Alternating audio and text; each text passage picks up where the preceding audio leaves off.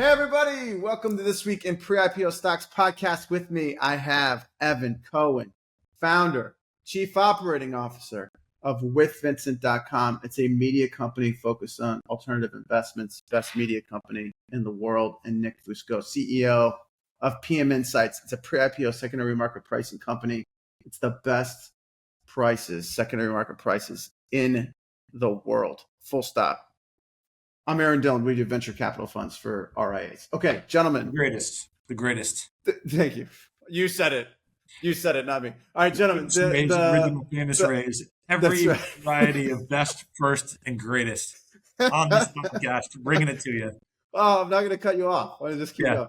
All right. So listen, Elon Musk got into politics. Okay. I think it's totally paid off for him.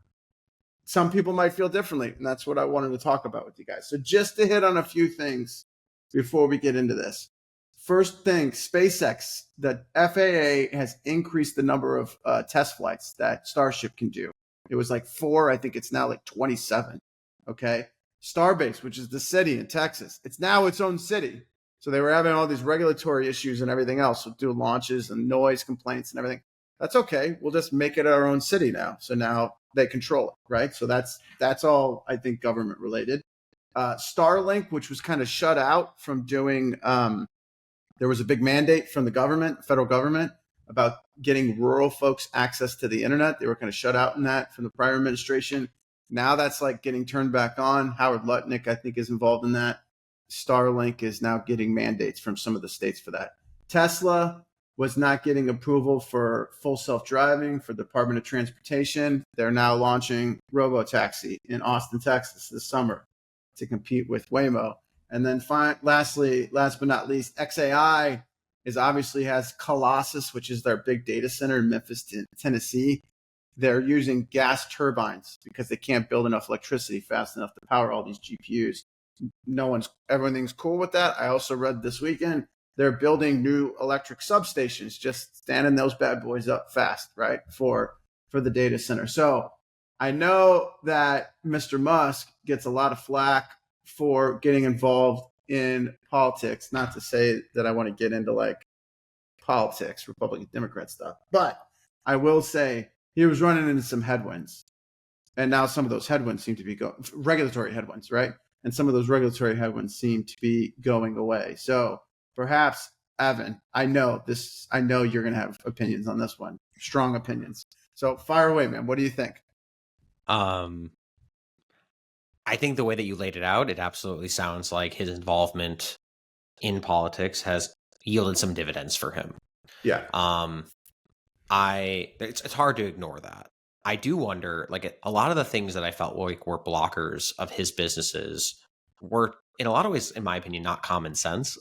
Like, so I wonder how much of this is just like, oh, we have an administration that's pro-business, that's pro-common sense, that's like, that recognizes the things that we need to do to grow as an economy. And he just happens to be working in sectors that are very beneficial to that. Versus, so I guess the question is like, if it was any other Republican president, or, pro-business president, and he wasn't involved in the administration, would these results still be similar? And I would say directionally, yes, but I do believe that his involvement absolutely does have some impact here. And it's benefited him. It's had benefited his companies. I think I'm a big believer that a lot of this is like a lot of the pain that he's experienced will be short-term memory. And will have long-term value created for anyone who's in his orbit. So yeah, that just seems like par for the course. Nick, what do you think? What this good stuff that's happening to his companies would have happened anyway? I mean, the stock prices got beat up, right? But Tesla's come back here recently. The private stuff's been hanging in there solid the whole time through. But what do you think? Word choice for in his orbit, perfect. Well done. But yeah, I think his political involvement was so much more overt, kissing of the ring type of style. And that's kind of how you have to approach this administration to really win quickly, I think. And the behind the scenes lobbying that just will always go on, irrespective of Republican, Democrat, whatever administration is in power. I don't know that that was going to be the best course. I think he played it really well. He probably knew the polarizing effects of being so public with it, and that was to the detriment of Tesla, but certainly to the benefit of his longer term plays that I think he ultimately probably cares more about, which Yeah. is anything related to SpaceX. So yeah, I think this was a big net benefit to him. Full stop. Yeah. And I think he plans 5 and 10 and 20 years into the future, as opposed to, oh my God, Tesla is falling apart, which is certainly the media that attention that he's getting. But I don't think he cares as much as the media is promoting that he does.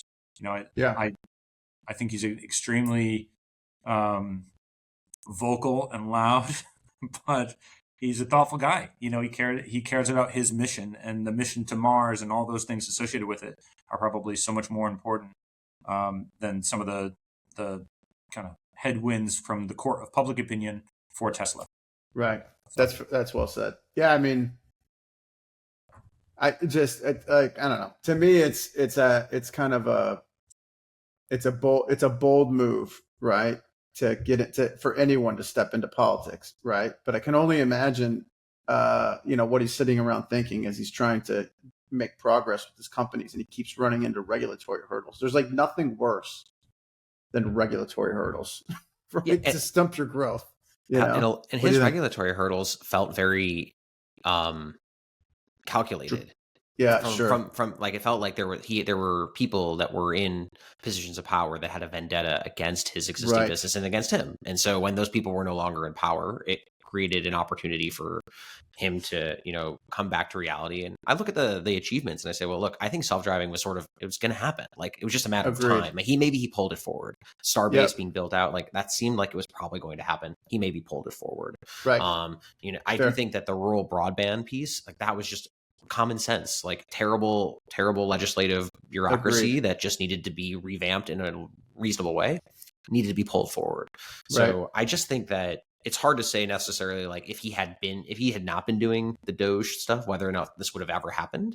But I do think he pulled it forward, which is a fair point. I hadn't thought about that. I hadn't thought about it would have happened anyway, right? If you would have got the right administration in place, It just makes time. He just pulled it forward in speed, which is really good. That's good for everybody. I do worry though that, like, Waymo did tens of thousands of hours of self-driving before they put a human in the passenger in the car. And if Tesla's rolling out self-driving this summer in Austin, like, they're not going to nearly have the amount of hours, at least for the self-driving vehicles. They might have it across all Tesla vehicles, but we'll see. Right. Yeah. It's going to be very interesting to see what that looks like. I keep telling my wife that our kids will never drive a car. She doesn't believe me, but we also drove down to Virginia a couple of weeks ago, and I said, I wish this was a self-driving car, because, man, I do not like driving. As a New Yorker, right? I prefer to be driven as opposed to drive, right, myself. So anyway. All right, let's talk about future of personal devices. So you have Neuralink, who just closed a round, right? So this was top of mind for me. They just closed around at $9 billion valuation, which is fascinating to me because they don't have any revenue.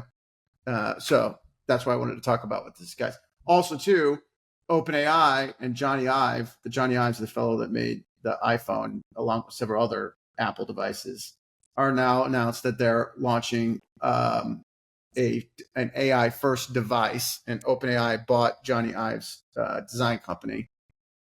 And then last but not least, Google has their developer conference and has glasses with augmented reality in it and AI attached in microphone thing. Fellas, like, the iPhone is got some competition here, right? So this is where I'm at with it. Like, we got AI now, everything else. Like, Nick, you putting a computer chip in your brain, you're going to wear a necklace. I listened this morning. Bloomberg says they think this OpenAI thing is going to be a necklace that will always be on, recording everything, listening to everything you say. Are you going to do the glasses? You wear glasses sometimes, right? Most of the time. You're going to do the glasses. Like, where are you falling out on this? Do you think there's a winner? Is it pick your poison with folks? Like, what do you think? So before our recording started here today, Aaron and I were lamenting about an an evening that went a little bit too late. Not 9 hours of cocktails was not a good idea. And the next morning, I actually showed up to the same bar we were at the night before and had lunch with some colleagues, and one had the Meta Ray-Bans. Oh, and really? he's trying Okay. to show these Meta Ray-Bans off, and we're in the back of this restaurant, and there wasn't enough Wi-Fi signal.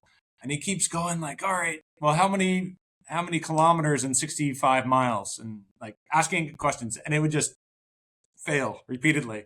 And he's pulling out his phone and trying to pair it to his phone, and he's pulling this and trying to get it to revamp. So it was like an absolute utter failure.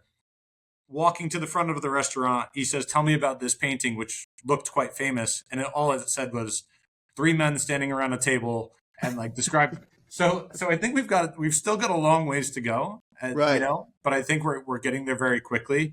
I do like that nature of less invasive aspects where, at least with the glasses, you can put them on, click, and then identify what you want to discuss, ask your question, things like that. There was the rabbit, which Aaron, I know you and I both have. Thanks very much on that. It's a nice paperweight. Yeah, paperweight. but you can trigger it for certain things. Yeah. With the Johnny Ive Sam Altman mashup, I'm really curious. I'm not going to be the first person to sign up. I feel like you guys would, but I don't want to be the guinea pig on that one. That's probably just too much information. And still, we're all talking about it, but they didn't unveil anything. They hinted at what it's going to be, and the speculation is just outrageous. Speculation is outrageous. Yeah, speculation and I think outrageous. for anything, the marketing behind that video, if you watch the whole thing, was just perfect. You know? Okay, so hold on a second. So you talked curious. about the glasses. You sounded kind of average on the glasses. But it sounded like a hard no today. I think they're going to work in the future. Yeah. Okay. So you were a hard no on the pendant, on the OpenAI always listening pendant. What about a computer chip in the brain? What do you think about that? Oh, that's a hard yes. Or some other. There's also some talk like it would sit outside your brain, right? Where you put it up next to your head, right? What do you think? I think the Neuralink is probably going to be transformational for the folks that need it, and too invasive for the folks that would be more than happy with, you know, the necklace or the lapel pin, that sort of idea, right? And I think Neuralink has its place, but not many people are going to sign up in the near term for that unless they are having degenerative issues that this can help resolve. Fair enough. So yeah, I'm like a soft yes on all things, and I just think we need more iterations, just like we were talking about self-driving. We need more iterations until you're full on like, yeah, I want this car to drive me out of Manhattan, or I want this pin to know that I need this restaurant reservation before I even get there. Fair enough. Evan, what do you think? Nick seems like he's not quite there yet on any of these.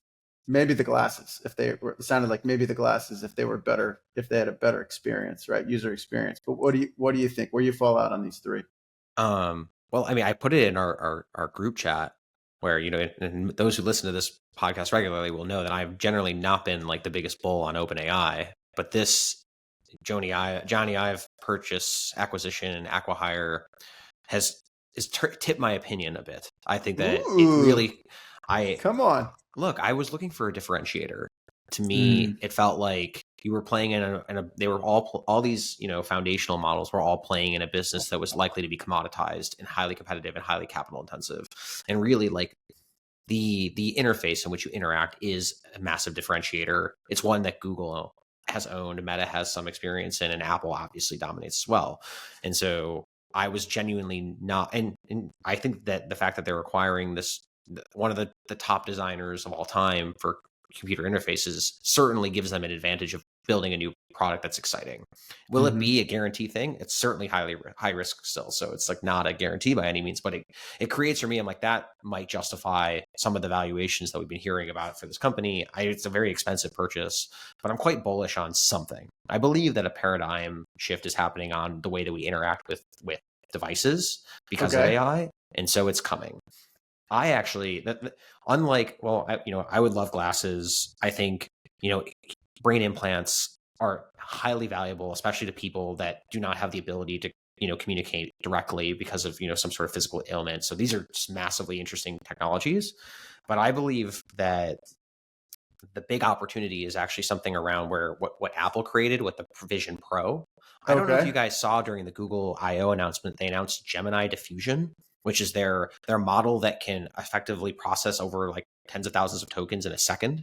So now you have an AI that can generate realistic worlds, virtual worlds, instantaneously, arguably, the way that you want. And so that combined with a a virtual reality headset that you could really augment around and be productive with is a really interesting combination of technologies. Right. And the Vision Pro, that's what it sort of lacked. Like it was sort of using an existing UX, the Mac UX, the iOS UX in a Vision Pro. It never really felt very natural.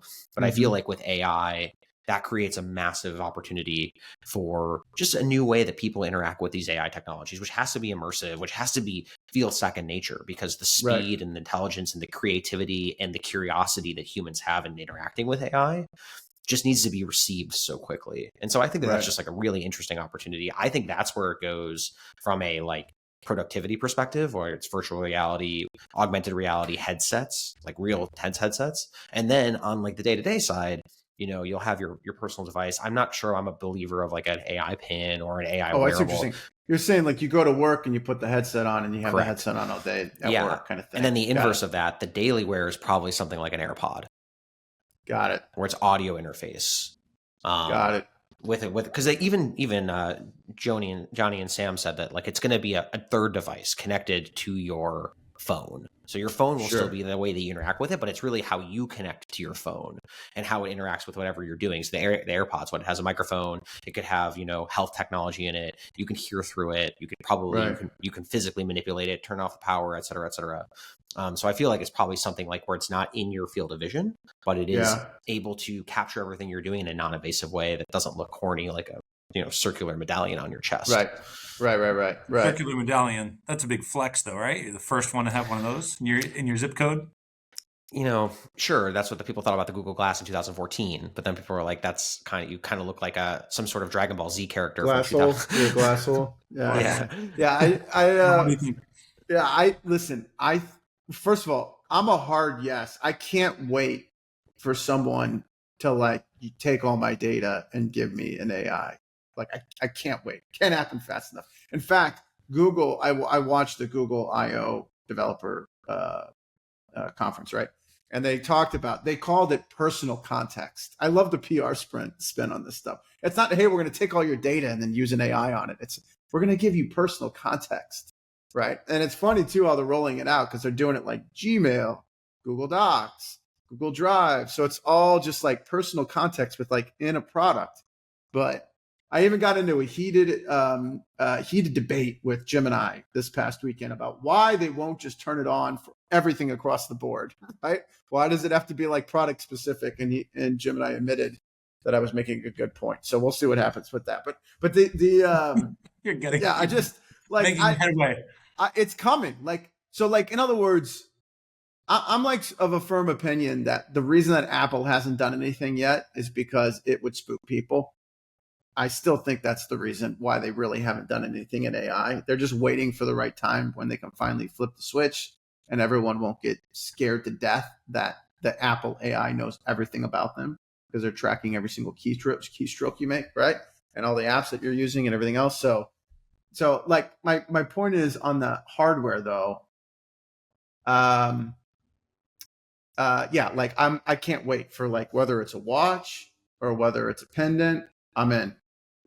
I'm a hard no on like cutting open my brain and putting a computer chip in. I'm a hard no. But if they come up with something that you like rest up against your head, I don't know if I'm the first person doing that because that kind of skeeves me out that there's some like cancer related thing. I am a child of the 80s. So people, when the cell phone came out, remember? I don't know if you guys remember that. Yeah. They're like, oh, cell phone waves are going to cause you brain cancer. I'm sure there'll be some similar stuff like that with, a Neuralink, external Neuralink device. I am like really into augmented reality though. There's something about that, right? Like I don't think I'd wear glasses if I could just have something like talking to me and a microphone. But if there was augmented reality on that, because to me, Evan, that kind of like it kind of starts to move into what you were saying. It's not like a full blown Apple Vision Pro, but if I could get some of that similar functionality through the through eyeglasses that didn't look obnoxious. Like Google Glass was kind of obnoxious, right? So like if you could get something like, the Meta Ray-Bans, those are like nice looking glasses, right? I mean, they're not, I don't want to say, I would say stylish. That's like, I guess, a function of opinion, but they didn't look weird on someone's face, right? They're not too obtrusive. And absolutely, we're sitting on a podcast. We're all a 20-minute bike ride away from each other right now, but all sitting at tables where clearly we can have augmented reality. And I think I'm talking to Evan. I think I'm talking to Aaron right there. Right. That would be a great look and feel. And I'm sure post-production, we could even make it look like that. For sure. That would be phenomenal. Or if you're listening to this, like you could be sitting at the table with us. You know what I mean? I mean, there's like so many interesting things. That's all. So it's like, there's something about augmented reality that I get really like pumped about.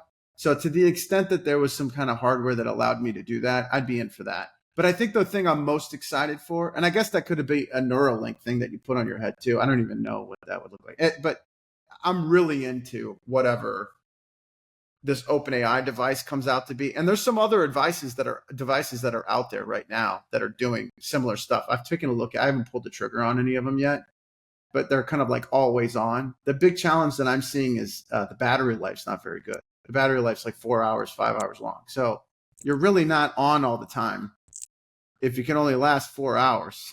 You know what I mean? Like I need that thing to last like 4 or 5 days. Then you can charge it up, or at least the full day where you can charge it at night while you're sleeping, right? Like your phone. But so maybe it's a backpack, big old backpack. And it shoots, I don't know what it is. Shoot the hologram over your shoulder, but the battery lasts for 4 days. I just listen, something's coming though. I think we can all agree on that, right? Something new is going to come. Absolutely. I think as an investor, what I'm kind of interested in is as one of these, like, when this thing showed up, apps hit the scene, and that's like a whole, ecosystem of investment opportunity. So like as some of these other things come down, like, Google, they have Google XR. It's like the operating system for the eyeglasses. Like that's going to open up some new investment opportunities, maybe some new use cases to consider. So I'm like very kind of keen on that, right? Like where could these, like, if one of these things hit, what's the new company? What's the new app? Like, what are the opportunities that persist, and kind of can you take advantage of that from an investment perspective? But, so you're thinking these as platforms. You're like, oh, this new device is effectively a platform that others can build off of. Potentially. I don't know. I mean, it's a good question, right? I mean, this is kind of like, it's a perfect segue into this third topic, right? This AI platforms versus AI apps, right? So it's the same, to me, it's the same thing as that. Like this could be this new medium. I don't know if that's the right term, right? But it could be another platform. Because we don't know if it will be a medium or not. So a medium to me would be, hey, this is a small device that projects a hologram for you that's a foot tall. All of a sudden now we need apps to communicate with that appropriately and visualize what we need them to see, which will have a three dimensions to it or something like that. Right. All of a sudden, everyone's going to have to scramble, as opposed to if your telephone becomes the interoperable piece, it's not going to be any crazy new operating system. Right.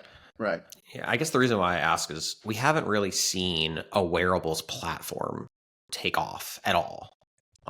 You think about the Apple Watch, which was designed to be a platform, and they opened it up to app developers. But at the end of the day, like the combination of combining the hardware and software is very, very challenging.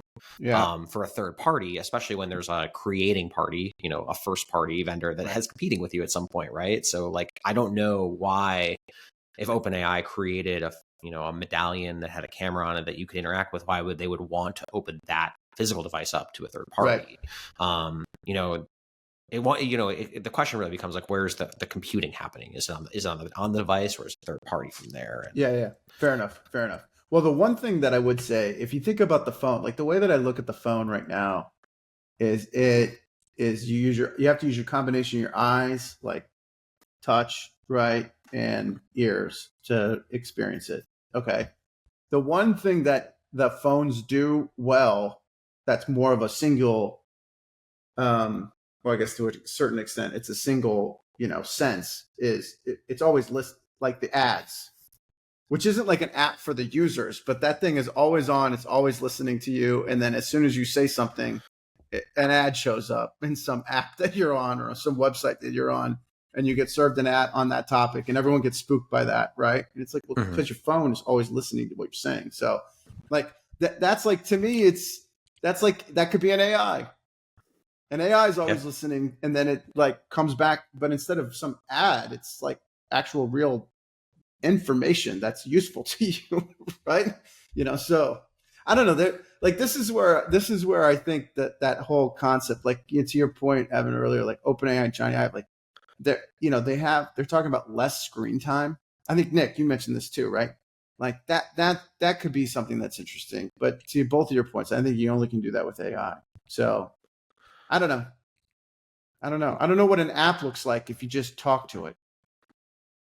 Well, that's what the user interface of like chat is really very. It removes the UX, right? Right. Right. And the question is whether that user experience is good for everything. For example, like, would you want to chat with an AI bot to look at your bank account statement? Or would you rather just look at your bank account statement? I mean, but you could also have like, I mean, if I had a 25-year-old in front of me, I'd be like, hey, man, did we get hit bang for this transaction from X, Y, and Z last month? And they could be like, yeah, it hit the account. Be like, but what day did it hit? Be like, I don't know. I got to go look. It's like, you know what I mean? And then you go look. So it's like, there's some aspect of it, where I could see it can like pull away. Maybe it's not 100% away from the screen, right? But maybe it's like a third of the interactions away from the screen now.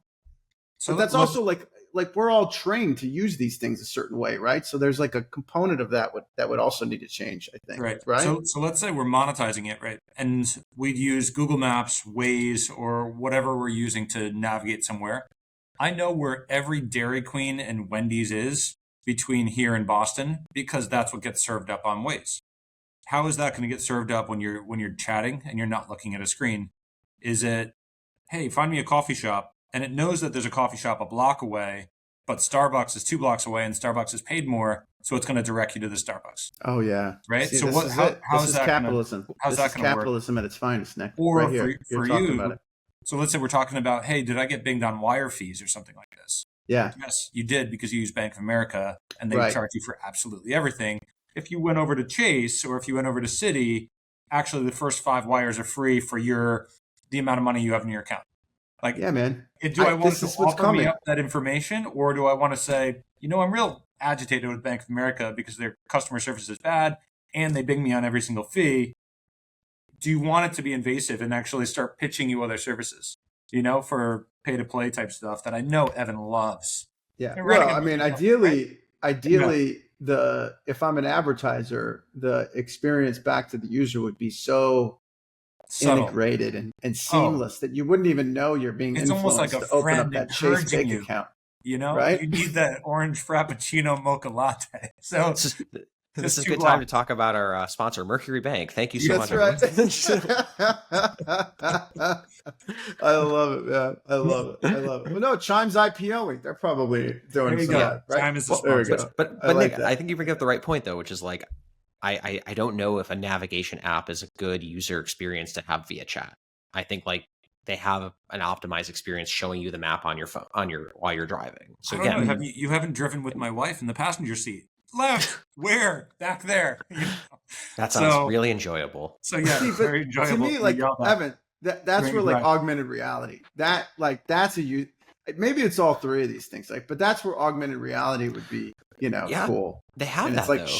Showing you. No, but even they have that. So I want to hear Evan out on the driving, let's say, because I feel like something integrated to your windshield is actually the absolute best. So you're not looking down at a screen that's in the center console. You're looking up at the road, and it spots if there's a deer. It tells you where the exit is going to be, what lane you should be in, right? So they have that though. I mean, the heads-up displays are already being built into cars that you can purchase today. So I think that is there. Now, I do believe the interaction with the app is probably voice managed. For example, hey, I want to go to Dairy Queen. Like, much easier to say that than it is to like type it into the little box. Absolutely. Yeah. So like there's probably some element of like, hey, is there a faster route? Hey, there's a lot of traffic here. Can we go over here? Hey, like I got to drop off, Nikki at basketball practice. Like what's the best way to get there? Like that interaction is probably voice interactive, but I think it's a combination. To what I think we're all trying to say here is that there's some sort of hybrid element to it. But all of it's going to be moved because we're going to have self-driving cars. So what does it matter? Well, I mean, but I think that's kind of the crux of the whole thing. It's like, to me, there's going to be some big investment opportunities coming down the pipe So here. the self-driving car is going to happen to try to recharge itself for battery right next to Dairy Queen. And you're not going to know why, but you're going to be stuck at this charging station for 15 minutes. You're going to have to go get an ice cream, but there you are. This is a good time to talk about our sponsor, Dairy Queen. It's all part of the racket, man. All right, fellas, let's talk AI platforms and AI apps just to wrap this up. Yes. So I am continuing to see AI platforms kind of move into the AI app space. Like the most notable one lately has been with code assistance. So like OpenAI bought, Windsurf, right? And then several of these platforms. I mean, Claude's obviously very good at code assistant, right? Microsoft's got Copilot, GitHub, right? So like, that's like very much an app, what I would call an app, right?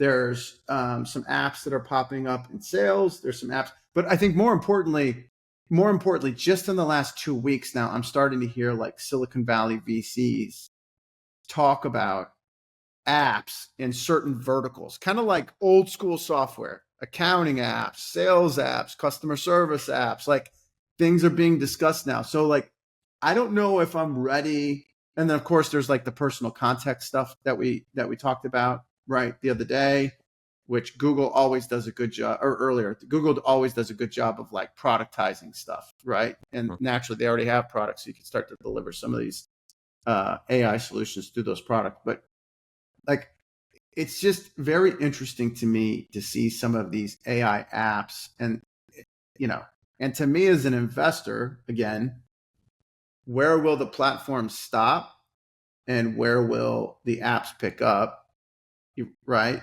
So like Nick, like people always talk about, VCs always kind of talk about like, well, how couldn't Google just do this? Right. You can start your company and we'll give you all the seed money and your whatever. And then all of a sudden Google will just swoop in and just build the same thing and then take you out, right? But apps still get created. Businesses still get created, right? Because there's some unique value being made there. Like, what do you think about this kind of AI platform stuff? Are you seeing more like apps out there? What do you think of? Is that going to persist, or do you think we're just going to have more like platforms just building additional solutions? Like, what's your take on how this is going to evolve? I think it all depends on how specific the app will be. If it's something that would be easily integrated into Gmail, or easily integrated to my Google Drive, or just so in your face important, like the Zoom killer, which was, Teams, which from Microsoft, or Google Meet, like it was just too apparent. You didn't need to log into Zoom, especially if these guys are going to come in, have a bundled deal, for their end customer and take it right out. But if it's unique enough or niche enough or something that can cater to a B2C styled, exciting universe of people, your next TikTok or Instagram or dating app or food app or, name it. Why is Google or Microsoft or Amazon any better at that than the next person that could build a mass following? I think those are the ones that are going to be a lot safer, unless they're just so generic they could get absorbed. So I think you want to have a niche and something specifically catered toward an audience to be more safe. Okay, got it. Overgeneralize, right? Yeah, Evan, what do you think? Is it you think there's like opportunities to kind of have a niche or a moat around an app and kind of build a business out of that? Yeah. It really, to me, it's the difference between a B2C and a B2B, right? Like we actually in our group thread, Clint said this, although he's not here.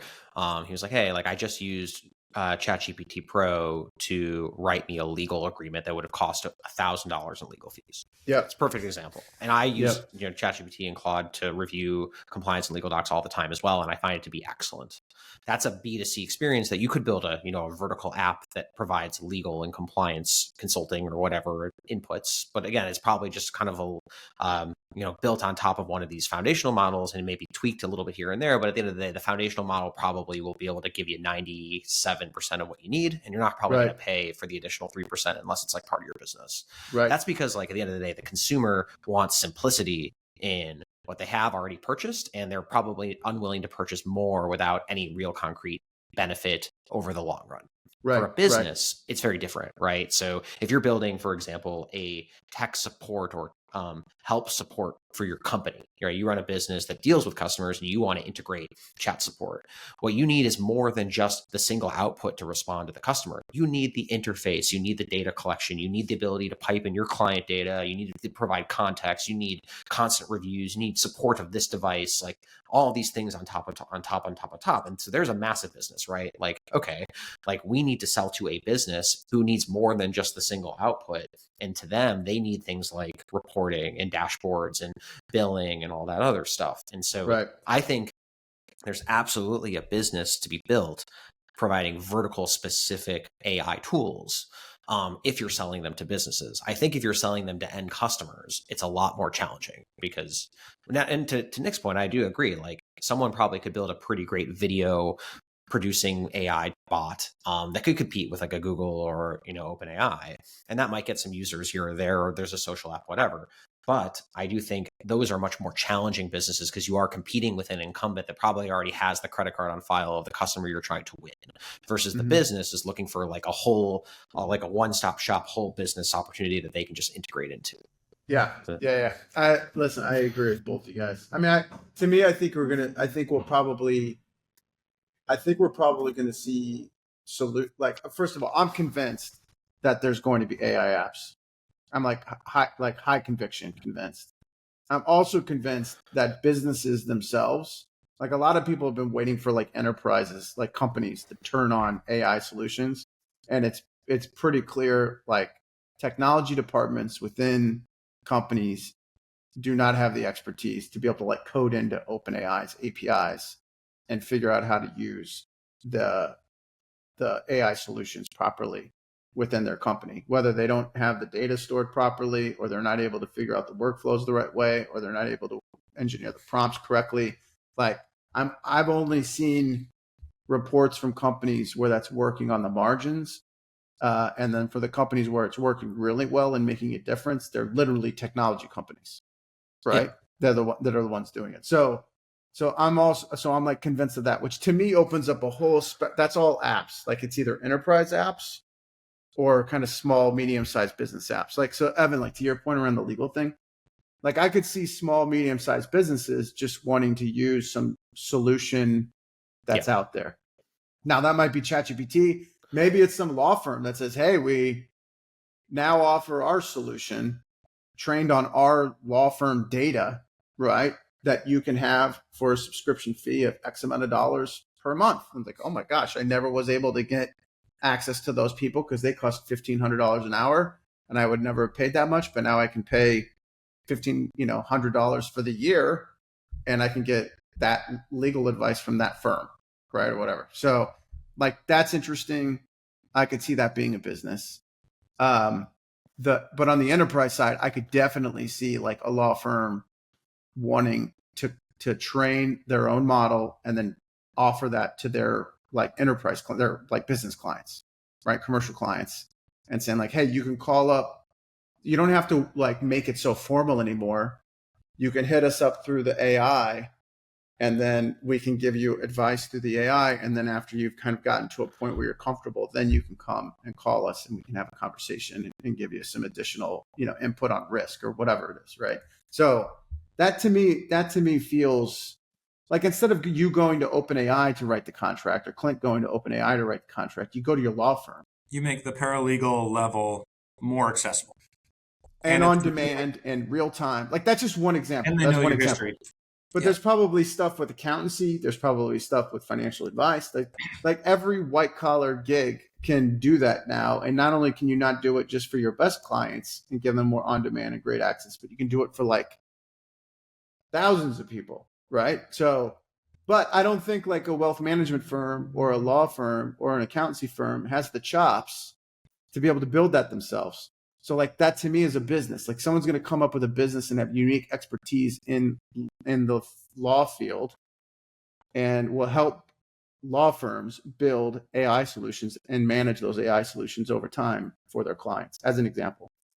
That's like a Salesforce type solution or some other type of solution. Like that's where I'm seeing this stuff kind of evolve to. You know what I mean? Yeah. I mean, what kind of goes back to our last our last topic, which is really about the interface, right? At the end of the day, if you're working directly with a foundational model, the output is generally chat-based or potentially image-based.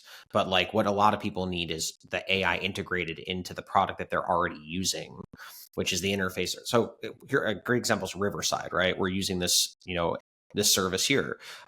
We get a lot of value out of the video recording piece, but there's also for those that for don't know, podcasting. Riverside is podcast technology. Yeah. Yeah. And so Riverside is a tool that allows us to record this podcast. It has tools that make sure the video encoding is right. It does the lighting. It gets our audio. It puts it all together. It does compression. It also does AI scripts, which is really helpful for editing. And like that is embedded into the experience of someone creating a video, where you would never get that from just using Claude or ChatGPT or Gemini or whatever, because you need the UX to like really enhance the experience that you're working for. Salesforce is the same thing, right? Hey, like I'm prospecting leads. I want to look at my whole pipeline. Looking at them in a chat window is not really the best way to do that. You want to see it in a sheet where you can manipulate and edge and search and filter. And that's what, you want AI to do that for you. And so you embed it into an experience that's much better designed for optimizing what you're trying to accomplish. Right. Legal is the opposite. I think it's like, hey, at the end of the day, the only thing you want is a docx or PDF. Like drop it into ChatGPT, pops out a PDF. Like, well, you can send it to everyone. No one's going to know. For a contract, but like, if you're starting to launch a new fund, or if you need, do I need to write a no action letter to FINRA for this? Or what if I don't write a no action letter to FINRA for this and I just do it anyway? What's the potential that you think they'll come back and hand slap me? You know what I mean? It's like some part. The other piece, not to jump all over the place, but the other thing that I'm starting to coalesce around, where AI I don't think will ever, I shouldn't speak in such absolute terms, but where I think AI will have such a hard time replacing a person is making a risk decision. I think the AI will give you probabilities, right? But ultimately, if the AI comes back and says you have a 33% probability of success, it's probably going to take a human to be like, let's do it anyway. You know what I mean? Like, I don't think the AI is going to go for that. And sometimes it might seem illogical or anything else, but that's, I think, kind of how this stuff works. That's like how life works, right? So this is where AI is going to do all these AI apps. So whether it's you're using the AI platform and you're coding into the AI, or you're using their interface, or you're using a product that they make, or you're using an AI app, right? I think all this AI stuff is just going to take us up to a point where ultimately it has to be a risk-based decision. Yeah. It could be nice. Just let's say the three of us are in a room, we're debating an investment into a stock, or whatever it might be.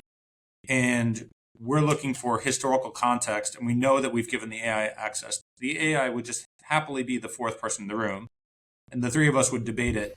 And when we go, what could possibly go wrong? It could say, well, in 1995, this happened. In 2005, this happened. In 2015, this happened. Each of them was with a decline of 10, 15, and 20% respectively. It'll give you that context, but it might not be able to accurately, as you're saying, say, yeah, you're probably going to be down 12%, because there's something that we'll see. But then if you put your Renaissance hat on, it'll be the opposite. It won't even tell you why. It'll just make the better decision than the three of us combined. Yeah. So it's tough, but I would say the three of us would be better with an AI co-pilot of sorts, not to use a brand name, in our corner for additional context. And just at least to make some suggestions, because if they're abstractly or profoundly different than what the three of us come up with, it'll make us second guess ourselves at a minimum, which would be good. Yeah. I mean, that's where there's just, I don't know, guys. I just think that this AI app thing, we're already seeing a lot of wealth being created in the AI infrastructure space and the AI platform space. I think this AI app is this kind of next inning, and it's going to be everything. I think when we look back in 10 years, you're going to have like the hyperscalers like you do now, like the Max 7, and you'll have that, I think, in kind of the infrastructure and the platform space. Like you're going to have like 5 to 10 companies that are just like massive. But then there's going to be a whole bunch of companies and a lot of money to be made in the AI app space. It's just going to be hard. I think it's going to be really hard to pick who's going to win in the AI app space, right? Well, where do agents come into play? Oh, I think there's going to be agents all over the place. Are the apps the agents or the models the agents? I think there'll be AI platforms that have agents that you can API into and use and train your own data off of. I think there'll be chips that'll be specifically made for certain types of agents. Like I think things will get super dialed in. Then I also think that there'll be like small, medium-sized enterprises, right? Where they're like, I'm not going to go hire a developer, but this is a solution for accountancy, or this is a solution for sales or whatever. And I'll use that agent out of the box. And it's maybe not 99.9% good, but it's 97 or 96. It's good enough, Mm-hmm. I think winners, I think it's going to be a very blurry line or embedded where the agents sit in, because the big winners are going to be what Elon's always working on, the super app, where everything kind of coalesces in his one ecosystem. And it's just a willingness for someone. They want to target people like Aaron that are very happy to open up, all his data so that he can make better, more holistic decisions on matters, right? Okay, so hold on. That's interesting. Yeah. I find that interesting. So you think the world will kind of gravitate more towards like a super app where I think that thing will have all of your data, and that one AI solution will kind of be everything to you. Is that right? That would be the outsized winner. Is that personal and business too, or is that two different things? Or what do you think? That's the first place that I would draw the line. So I used to have a BlackBerry and an iPhone, and I'd have separation of church and state. That was it. You didn't have two iPhones? Why did you? No, we'll talk about that. An iPhone, right? I'm just showing my age here. Yeah. But that was very cool for me. Now I actually probably like it less, but it's more convenient to just have one iPhone. Have the one. Right. But if I roll into the office and I take off my OpenAI necklace and I put on the Johnny Ive pin or whatever we want to call it, right? Right. I like that separation. You probably won't, Aaron. I'm going to peg. You want it all to coalesce. Yeah. But I don't know. I think that will be a huge winner.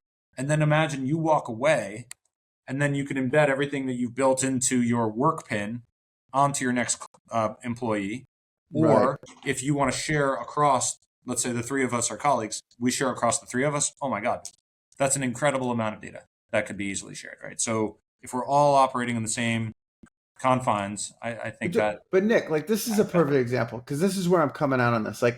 So you run a financial services company, right? And a data company. Right.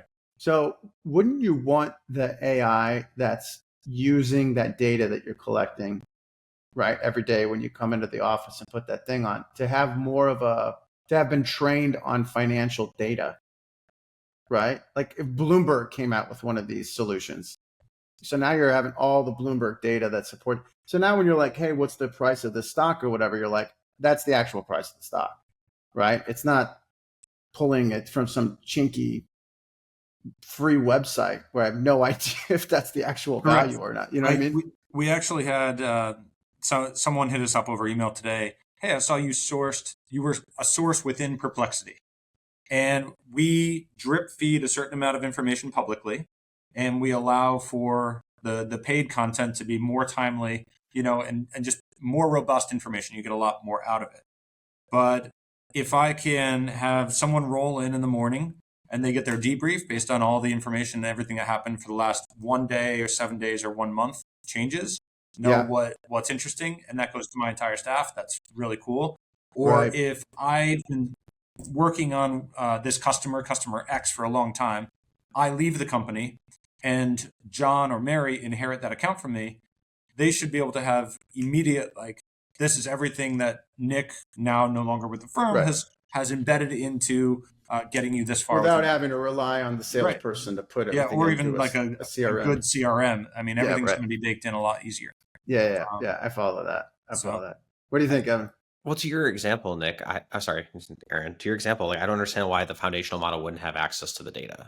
Like, that's what I'm trying to understand. No, it could. I just, like, to me, like, I know when I use Grok and I use ChatGPT, when I ask it specific financial services related questions, it just doesn't do a nice job.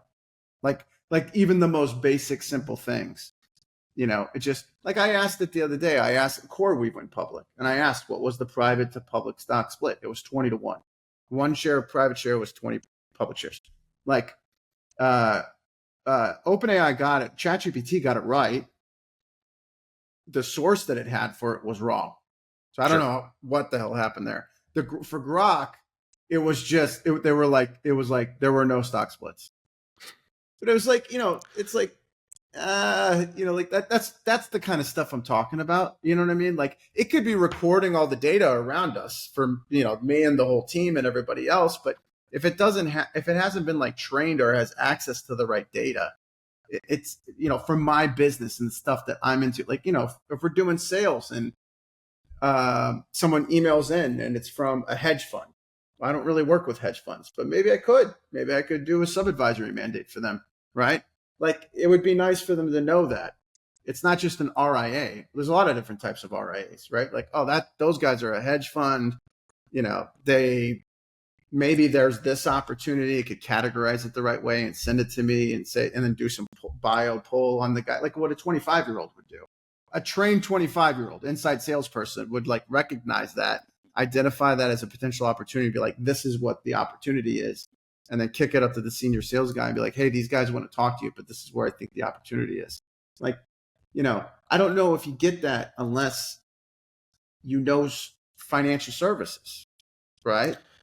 Yeah. That's all. To some extent, yes. I do believe the models are getting there. Like, I guess the question is like, if you chose the model that was trained on financial services, but, it was not as intelligent as the leading foundational model, and probably not as efficient as a foundational model. Like, over time, it will degrade faster. Okay. So that's the key thing. To me, it's like, who does the training? Yeah. Well, that's like, am I going to do the training?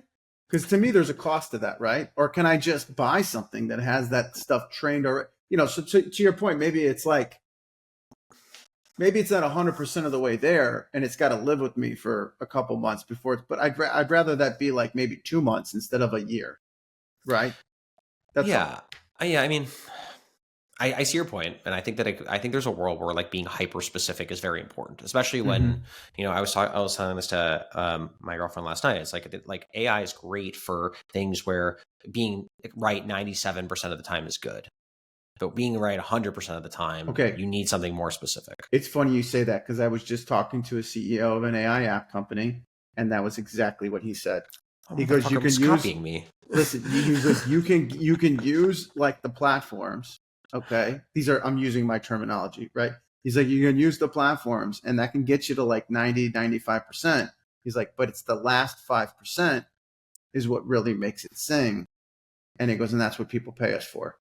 Yeah, they pay us for that last 5%. Yeah, and I think that for some industries, that additional 3 to 5% is worth the cog, and I think that probably would be an agent to agent future business. I agree with that, something like that. But I think for most things, specifically, like even like contract negotiation or whatever, like 90, like if you're writing a PPM, like 97% is probably going to get you most of the way there. Like, I don't know if it's worth $50,000 to get the extra 3. Okay, this is the small medium-sized business argument versus the enterprise argument. Because if you go to Morgan Stanley, they're going to be like, nope, Evan, it's got to be perfect. Right. They're full shit. Whereas if you go to a small company with 3 guys in the room, they're going to be like, oh, this is great. I can rip this thing out. And it's like, it's small company innovation stuff. It's like, I'm not going to sweat the details. Let's go do fund 3, 4, 5, 6, 7.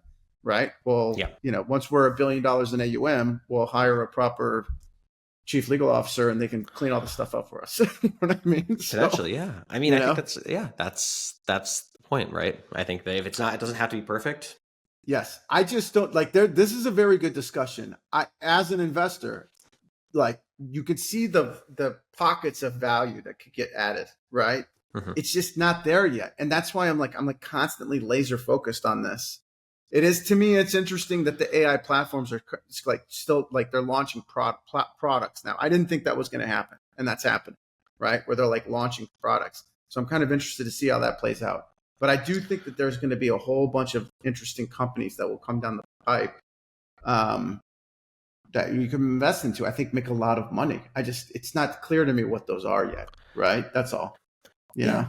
There's a lot of selling, in my opinion, right? For sure. I mean, if I could bring to you, let's say Aaron and I are negotiating a contract, and we have sticking points and certain things are just semantics, and we could throw our AI-driven paralegals at each other to reconcile all that stuff before it even goes to a lawyer. Wow, I would pay a lot of money for that. You know, that is you a lot can of do that legal right fees now with saved. ChatGPT 03.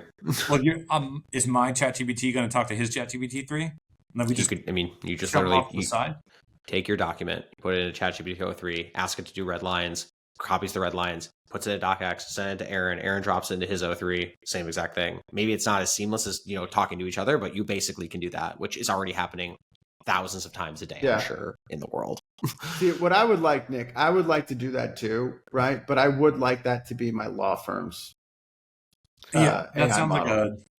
You're overpaying. Liability. No, liability. The same moves over and over at the very end, right? So but there's I do believe that there's some value to like a law firm. Now they may not have the data structured in a way, you know what I mean? Where they can do it. They can put that AI model together or not. But it's something interesting to look at. But anyway, fellas, we're way over time here.